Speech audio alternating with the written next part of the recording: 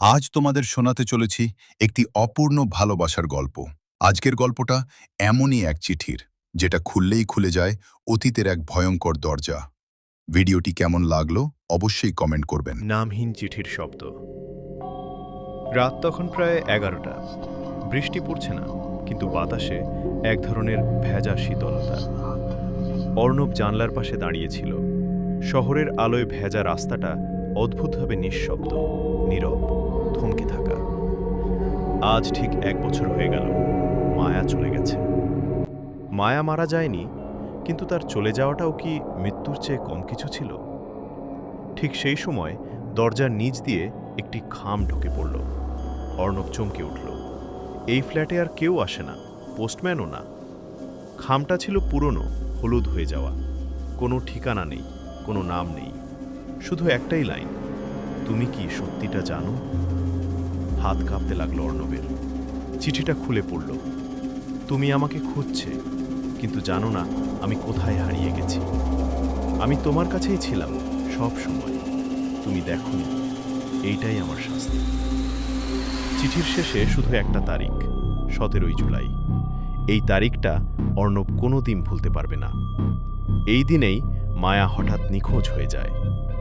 পরদিন পুলিশে গিয়েছিল। বন্ধুরা বলেছিল সে হয়তো কাউকে না বলে চলে গেছে, কিন্তু অর্ণব জানত মায়া এমন ছিল না। সেই রাতেই অর্ণব আবার চিঠি পেল। একই খাম, একই হাতের লেখা। তুমি যদি আমাকে পেতে চাও, তবে আজ রাত 12টায় পুরনো রেল স্টেশনে এসো, দেরি করো না। অর্ণবের বুকের ভেতরটা কেঁপে উঠল। এটা কি কোনো নিষ্ঠুর মজা, নাকি মায়া বেঁচে আছে?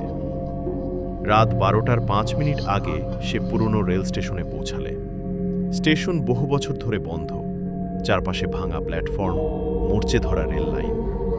হঠাৎ পেছন থেকে একটা কণ্ঠ, তুমি এসেছ? অর্ণব ঘুরে দাঁড়ালো, কিন্তু কেউ নেই। হঠাৎ তার চোখ পড়ল বেঞ্চের ওপর রাখা একটা ছোট ডায়েরির দিকে।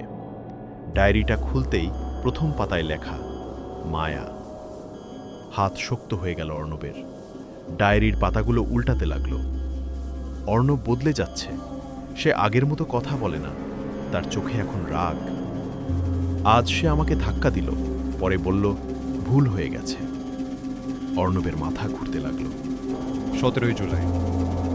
আজ আমি চলে যেতে চাই, কিন্তু সে দরজা বন্ধ করে দিল। শেষ পাতায় শুধু এক লাইন, আমি আর চিৎকার করতে পারি না। ডায়েরিটা হাত থেকে পড়ে গেল। হঠাৎ অর্ণবের মাথায় একের পর এক ছবি ভেসে উঠল। চিৎকার, কান্না, দরজা, অন্ধকার ঘর। সে দৌড়ে বাড়ি ফিরল। ফ্ল্যাটে ঢুকেই তার চোখ পড়ল আলমারির পেছনের দেওয়ালে, যে দেওয়ালটা সে কোনোদিন পরিষ্কার করত না। হাত কাঁপতে কাঁপতে দেওয়ালে ধাক্কা দিল। একটা গোপন দরজা খুলে গেল। ভেতরে একটা পুরনো ঘর, আর সেই ঘরের মেঝেতে একটা কঙ্কাল। অর্ণব হাঁটু গেড়ে বসে পড়ল। সব মনে পড়ে গেল। মায়া সেদিন চলে যেতে চেয়েছিল। সে রাগে দরজা বন্ধ করেছিল। একটা ধাক্কা, একটা পড়ে যাওয়া, আর তারপর নীরবতা। সে ভয় পেয়েছিল, আর সেই ভয় থেকেই সে সত্যিটা নিজের মন থেকে মুছে ফেলেছিল। চিঠিগুলো, সেগুলো সে নিজেই লিখেছিল, নিজের ভুল থেকে পালানোর জন্য। পুলিশ যখন দরজায় কড়া নাড়ল, অর্ণব জানত এবার আর পালানোর জায়গা নেই। শেষ চিঠিটা মেঝেতে পড়েছিল। সবচেয়ে ভয়ঙ্কর ভূত বাইরের